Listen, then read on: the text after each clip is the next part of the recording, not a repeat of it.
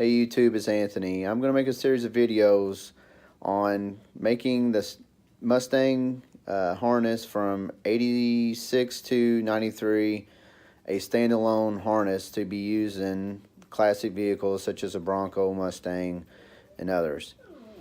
There's a gentleman on YouTube, Major Sporto, who's already started some videos and he's got through parts of them, but I want to try to see if I can't get some of them finished to help you guys out.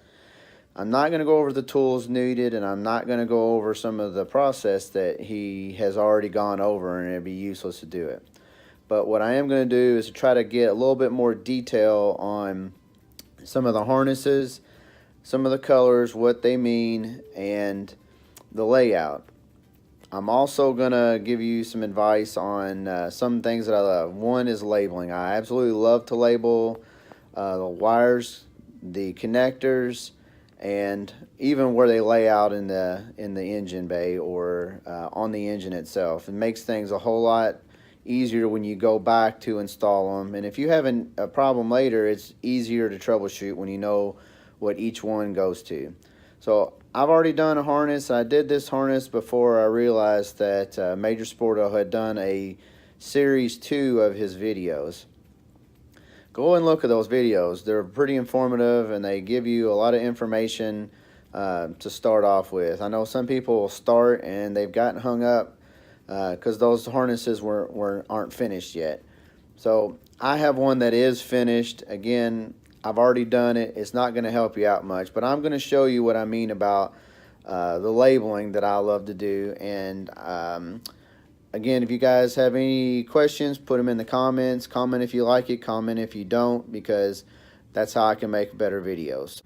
I'm going to show you the harness that I've done. Just going to talk about the labeling that I've done. You can tell what every wire is. You can quickly look without having to look up a schematic or the wire colors. Here's the 60-pin connector.